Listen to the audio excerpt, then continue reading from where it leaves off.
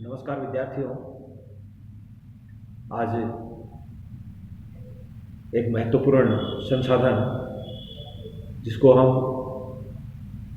सभी संसाधनों के बीच में रखते हैं, संसाधन बनाने का एक महत्वपूर्ण कारक जनसंख्या, इसकी हम आज चर्चा करेंगे। जनसंख्या वृद्धि से संबंधित चर्चा करेंगे, क्योंकि जनसंख्या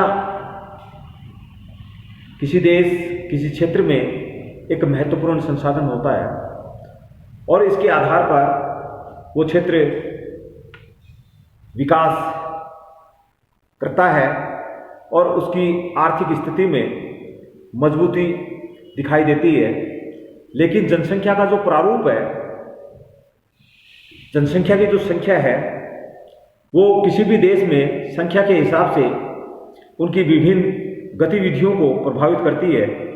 जैसे अनुकूल जनसंख्या की बात करते हैं, उसके पास संसाधन भी पर्याप्त होंगे और जनसंख्या भी अनुकूल होगी। आधिक्य में जनसंख्या अधिक हो जाती है, जिसके कारण से अनेक समस्याएं किसी देश के सामने आती हैं और न्यून जनसंख्या के कारण भी आर्थिक नुकसान उस देश को उठाना पड़ता है, क्योंकि कार्यशील जनसंख्या उस क्षेत्र में हमें बहुत कम देखने को मिलेगी। तो भारत की जनसंख्या वृद्धि की अगर बात करते हैं तो हम 2011 में भारत की जो कुल जनसंख्या थी 121.01 करोड़, यह जनसंख्या विश्व की लगभग 16.87% जनसंख्या यहाँ भारत में निवास करती है। जबकि क्षेत्रफल के हिसाब से अगर भारत को देखते हैं तो यह जनसंख्या क्षेत्रफल पूरे विश्व का लगभग 2.4% भारत में मौजूद है। यानी यहाँ आवास के मुकाबले जनसंख्या बहुत ज़्यादा है, दूसरा सबसे बड़ा देश जनसंख्या के हिसाब से, और यहाँ प्रति वर्ष 2.2 करोड़ बच्चे जन्म लेते हैं। यानी हर वर्ष यहाँ भारत में 2.2 करोड़ लोग नए जनसंख्या में जुड़ जाते हैं।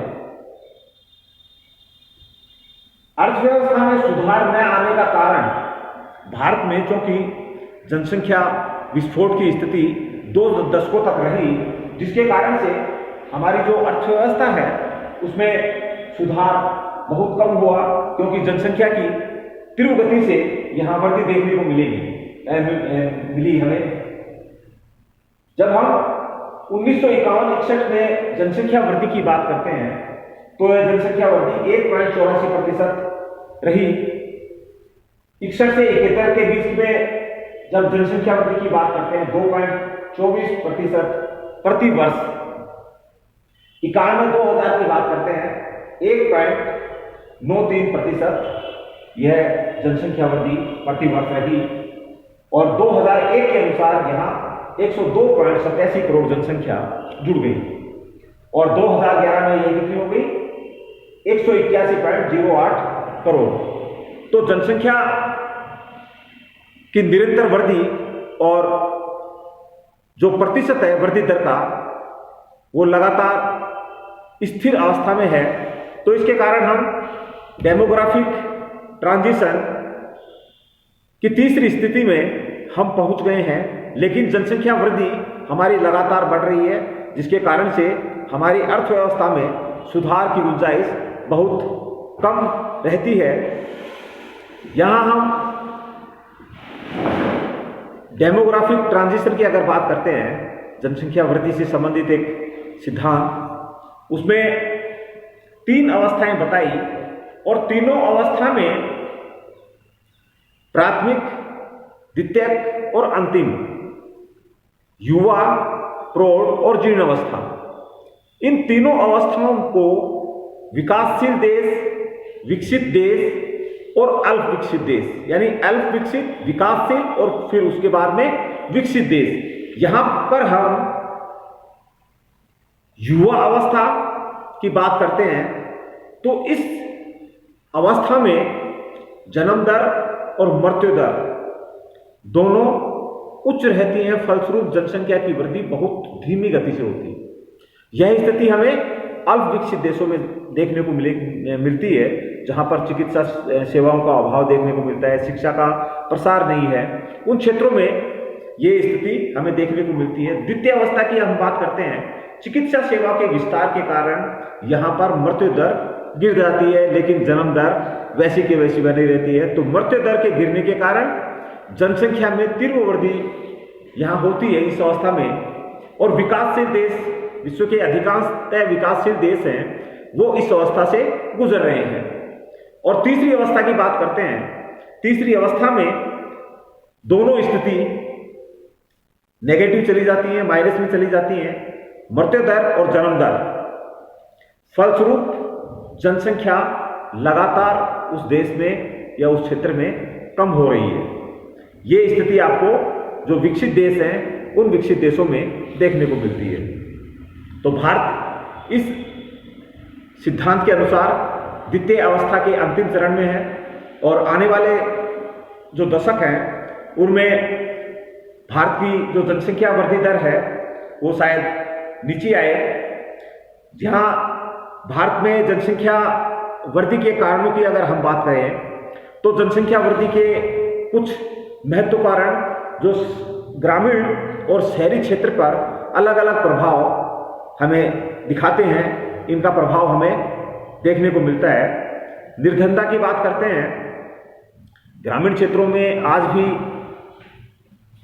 जो किसान होता है और किसानी जो ग्रामीण क्षेत्र है वहाँ पर हमें मानवीय श्रम आज भी ज़्यादा देखने को मिलता है। तो इस सोच के कारण एक ग्रामीण क्षेत्र में अधिक संतानें या अधिक बच्चे पैदा करने की एक रिवाज है, क्योंकि उनको मानवीय श्रम की अधिक आवश्यकता होती है ग्रामीण क्षेत्रों में। बाल विवाह भी महत्वपूर्ण कारक है। मनोरंजन के साधनों का अभाव की बात करते हैं। शिक्षा और ज्ञान ये एक महत्वपूर्ण कारक जिसके कारण से हमारे ग्रामीण क्षेत्रों में आज भी जनसंख्या वृद्धि उसी रफ्तार से बढ़ रही है। धार्मिक भावनाओं का प्रभाव हमें चाहे हिंदू हो, मुस्लिम हो, सिख हो, ईसाई हो, धार्मिक भावना हमें सभी धर्मों में लगभग देखने को मिलती है। भारत में जब हम हिंदू धर्म की बात करते हैं तो यहाँ पितृत्व समाज हमें देखने को मिलता है, जिसके कारण से जनसंख्या वृद्धि का एक महत्वपूर्ण कारक ये भी है। बड़ा परिवार आदर का पात्र वर्तमान में भी ग्रामीण क्षेत्रों में देखने को मिलता है। निरोधक जो उपचार हैं उनका प्रयोग भारत जैसे देशों में कम होता है। अत्यधिक शैशवकालीन जो मृत्यु है, छोटे बच्चों की जो मृत्यु है वो भारत में ज़्यादा देखने को मिलती है, ज़्यादा पाई जाती है। सामाजिक सुरक्षा का अभाव होता है, क्योंकि बुढ़ापे में ग्रामीण क्षेत्रों में देखते हैं आज भी उनके बच्चे बुढ़ापे में अपने माँ बाप का सहारा होते हैं। लेकिन कुछ विकसित देशों की बात करते हैं तो वहाँ पर वृद्धावस्था में जो पेंशन मिलती है, चिकित्सा सुविधाएं मिलती हैं, अन्य सुविधाएं मिलती हैं, अगर ये यहाँ उपलब्ध हो जाए तो हो सकता है यहाँ पर भी इसका प्रभाव हमें देखने को मिले। भाग्यवादी दृष्टिकोण, चिकित्सा और स्वास्थ्य सेवाओं में विस्तार, औसत आय में वृद्धि, प्रवासी जो भारतीय हैं उनका यहाँ आगमन और जनसंख्या संबंधी सही समकों का अभाव, क्योंकि जनसंख्या के कुछ आंकड़े थे शुरुआत के, उन आंकड़ों में इसके आधार पर हम मान सकते हैं कि कुछ सही आंकड़े नहीं थे, तो उनके अभाव में भी हमारे सामने कुछ आंकड़े हैं वो सही नहीं आते हैं। जनसंख्या वृद्धि की बात कर रहे थे, इसके प्रभाव की अगर हम बात करें तो जैसे जैसे अभी हमने बात की कि अल्प विकसित, विकासशील और विकसित देश, विकासशील देशों में जनसंख्या वृद्धि की सबसे ज़्यादा समस्या देखने को मिलती है और वहाँ पर व्यापक निर्धनता और निम्न जीवन स्तर पाई जाती है या देखी जाती है। और आंकड़े के अनुसार अगर देखते हैं तो लगभग भारत की 24% जनसंख्या गरीबी रेखा से नीचे जीवन यापन करती है। जनसंख्या वृद्धि के कारण बेरोजगारी में लगातार बढ़ोतरी होती है, नौकरियों का अभाव होता जाता है, खाद्यान्नों का निरंतर अभाव, क्योंकि जनसंख्या जिस वृद्धि से बढ़ रही है खाद्यान्न उत्पादन उस वृद्धि से नहीं हो पा रहा, जिसके कारण से खाद्यान्नों का निरंतर अभाव होता जा रहा है। भूमि पर जनसंख्या का बढ़ता भार, क्योंकि जनसंख्या लगातार बढ़ रही है तो जनसंख्या का भार हमारे भूमि पर पड़ता है। उर्वरक भूमि पर हम ज़्यादा से ज़्यादा फसल उत्पादन करने का प्रयास करते हैं, जिसके कारण से उसकी जो उर्वरकता है, उपजाऊपन है, वो लगातार कम होता जाता है। आर्थिक साधनों पर भी इसका बहुत ज़्यादा भार पड़ता है। फिर आवास की समस्या, क्योंकि अगर जनसंख्या बढ़ेगी तो उनके लिए आवास की भी एक समस्या महत्वपूर्ण होती है। जनसंख्या वृद्धि और इसके जो प्रभाव हैं, उसके बाद में हम इसके रोकने के जो उपाय की बात करते हैं तो सबसे महत्वपूर्ण बात आती है, एक प्रभावशाली जनसंख्या नीति हमारे यहाँ बनाई जाए और उस नीति का कठोरता से पालन किया जाए। बाल विवाह में बाल उम्र में यहाँ अधिक विवाह भारत के ग्रामीण क्षेत्रों में आज भी होते हैं, तो इनको रोकने का प्रयास करना चाहिए और विवाह की उम्र में भी वृद्धि करनी चाहिए। परिवार नियोजन के जो साधन हैं उनके बारे में लोगों को जागरूक करना चाहिए और अधिक से अधिक लोगों को इसको अपनाना चाहिए। शिक्षा व सामाजिक ज्ञान का प्रसार हमें करना चाहिए। सामाजिक सुरक्षा प्रदान करने की गारंटी सरकार के द्वारा दी जाए। जीवन स्तर में बढ़ोतरी, मनोरंजन के साधनों का विस्तार, तीव्र आर्थिक विकास और नियमों का कठोरता से अगर हम पालन करेंगे तो हम जनसंख्या वृद्धि को रोकने में सफल होंगे और जिसके कारण से हम आर्थिक विकास भी लगातार करेंगे और इसमें लगातार वृद्धि करेंगे। धन्यवाद।